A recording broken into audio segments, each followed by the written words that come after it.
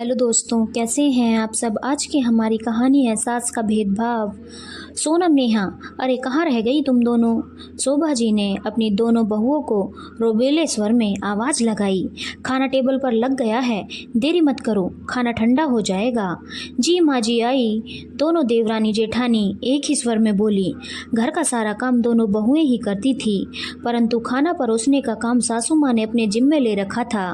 सोनम और नेहा आकर dining table पर बैठ गईं। शोभा जी ने दोनों बहुओं की थाली में सब्जी और रायता परोसा। शोभा जी ने रोटी निकालते हुए छांटकर अच्छी सिकी हुई रोटी छोटी बहू नेहा की थाली में और हल्की जली रोटी सोनम की थाली में रख दी। उफ, आज फिर जली रोटी। सोनम का हृदय व्यथित हो गया। कभी बासी तो कभी जली रोटी। मैंने कभी मायके में बासी रोटी नहीं खाई, और यहाँ तो कभी जली तो कभी बासी, बस अब और नहीं। यह सोचकर सोनम ने अपनी सासू माँ से कहा, माँ जी, अगर आप कहें तो रोटियां भी मैं सेक दिया करूँगी। सोनम की बात सुनकर शोभा जी सकपका गई। यह क्या कह रही हो सोनम। अगर तुम सेक दिया करोगी तो नेहा को रोटी बनाना कैसे आएगा। दरअसल शोभा जी दोनों बहुओं के बीच भेदभाव करती। इसके चलते वे बड़ी बहू को कभी जली रोटी दे देती तो कभी रात की बची कुची बासी रोटी। मैं इतने वर्षों से अपनी गृहस्थी चलाती आ रही हूँ, अब तुम 25 साल से गृहस्थी चला रही सास को यह बतलाओगी कि किस बहू को क्या काम देना है। नहीं नहीं माँ जी, आप शायद मुझे गलत समझ रही हैं। गर्भावस्था के कारण मुझे मतली होती है, और मैंने कभी ऐसी जली रोटी। इतना सुनते ही देवरानी नेहा बीच में ही बोल पड़ी, क्या जली रोटी? क्या कहना चाहती हो दीदी? क्या मैं जानबूझकर जली हुई रोटी सेकती हूँ? मैंने तो कभी अपने मायके में चूल्हा चौका नहीं किया। और यहाँ तो, कहकर नेहा ने मुंह पिचकाया। सब जानती हूँ आप क्या कहना चाहती हैं। माँ जी, आप खुद ही देख लीजिए सोनम भाभी क्या कह रही हैं। बहू, तुम मेरे सामने ही नेहा पर इल्जाम लगा रही हो। समझने में गलती कर रही हैं माँ जी। सोनम थाली लेकर टेबल से उठी और दोनों से माफ़ी मांगते हुए बोली, शायद मुझसे ही गलती हो गई है, आप दोनों मुझे माफ़ कर दें। कहकर सोनम अपने कमरे में चली गई और उस दिन उसने खाना भी नहीं खाया। सोनम और नेहा दोनों ही 3 माह की गर्भवती थी, परंतु जाने ऐसा क्या था कि सासू माँ छोटी की हर छोटी मोटी ज़रूरत का ध्यान रखती, परंतु बड़ी बहू के सुख दुख पर उनका कभी ध्यान नहीं जाता था। घर आने वाली कोई भी वस्तु पहले नेहा को पसंद करवाई जाती और उसके बाद बची हुई वस्तु सोनम के हिस्से में आया करती थी। इस पर नेहा ने भी कभी अपने जेठानी के लिए आवाज़ उठाने की जहमत ना की थी। रोज़मर्रा की यह सब बातें सोनम को बहुत चोट पहुंचाती थी। उसका उदास चेहरा देखकर नेहा की खुशी दुगनी हो जाती थी। उस दिन शाम को जब विशेष ऑफिस से आए तो सोनम ने कहा, सुनो जी, आप तो घर के बेटे हो, आप ही माँ जी से इस बारे में बात करो ना।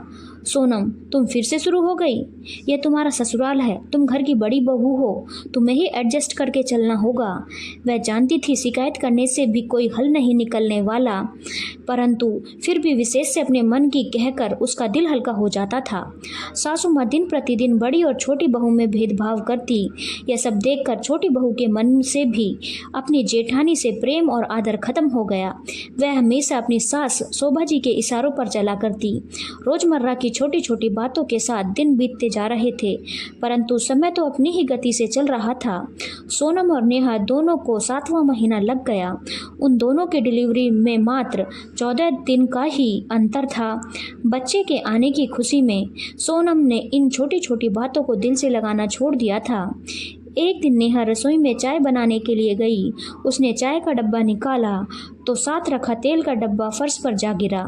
सारी रसोई में तेल फैल गया। सविता से कहकर उसने रसोई की सफाई करवा दी, पर फिर भी थोड़ी सी फिसलन रह जाने की वजह से चाय ले जाते समय नेहा वहीं फिसल कर गिर पड़ी। उसकी चीख सुनकर घर के सब लोग दौड़कर रसोई घर में पहुंचे। नेहा को जमीन पर पड़े देख सब बहुत डर गए। आनन फानन में नेहा को तुरंत ही पास के अस्पताल पहुंचाया गया। गिरने की वजह से नेहा का बच्चा पेट में ही मर गया। बहुत ज़्यादा खून बह जाने की वजह से डॉक्टर ने नॉर्मल डिलीवरी का रिस्क लेने से साफ इनकार कर दिया। सर्जरी करके नेहा के मृत बच्चे को पेट से बाहर निकाला गया। एकाएक अपने बच्चे को खो देने से नेहा का रो रो कर बुरा हाल था। उधर सोनम और उनकी सासू माँ के हृदय पर भी इस घटना से बड़ा आघात लगा था। अजन्मे पोते की मृतदेह को देखकर शोभा जी का दिल छलनी छलनी हो रहा था। उनकी दो बच्चों की दादी बनने की उम्मीद पर पानी फिर गया था। कुछ ही दिन में नेहा को अस्पताल से छुट्टी मिल गई और वह घर आ गई। अपना बच्चा खो देने के बाद नेहा अब उदास रहने लगी थी और उधर सोनम से उस बेचारी का दुख देखा न जाता था। देवरानी और सास के दिए हुए सारे दंश वह भूलकर नेहा की सेवा में लग गई थी। धीरे धीरे नेहा की सेहत में सुधार आने लगा था। ईश्वर की मर्जी के आगे किसी की नहीं चलती, इसलिए उसने इस दुख से उबरने में ही अपनी भलाई समझी। अब वह अपनी जेठानी सोनम के साथ उसके कामों में मदद करने लगी। कुछ ही दिनों में सब कुछ पहले की तरह सब ठीक हो गया और फिर एक दिन सासू माँ की वही आवाज़ सुनकर दोनों बहुएं चौंक गईं। अरे बहुओं, कहाँ हो तुम? मैंने तुम्हारा खाना टेबल पर लगा दिया है। क्या हुआ माँ जी, आज आप खाना क्यों परोस रही हैं? आप अपने कमरे में आराम कीजिए, यह सब मैं अपने आप कर लूँगी। सोनम ने दबे स्वर में माँ जी से कहा। शोभा जी बोली, अरे तुम क्यों चिंता करती हो?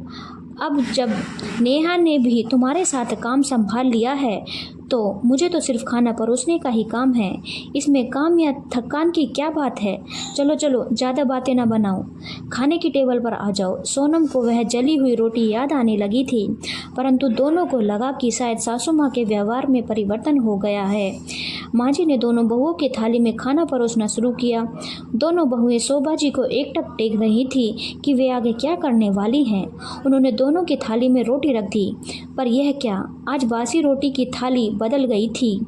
शोभा जी ने रात की बासी रोटी सोनम की थाली में न रखकर नेहा की थाली में रख दी थी। बासी रोटी अपनी थाली में देखकर नेहा की आंखों में आंसू निकल आए, परंतु अपने कर्मों को याद कर उसने अपने आंसू पोंछे और इसे कर्मफल समझकर चुपचाप बासी रोटी का ग्रास तोड़कर खाने लगी। नीति को सोनम को यह सब देखकर अपना समय याद आ गया। रुको नेहा, सोनम ने बासी रोटी का वह ग्रास दीप्ति के मुंह में जाने से पहले ही उसका हाथ रोक दिया। नहीं दीदी, जब मैंने झेला वह तुम नहीं झेलोगी। और उसने अपनी देवरानी की थाली से वह बासी रोटी हटा ली।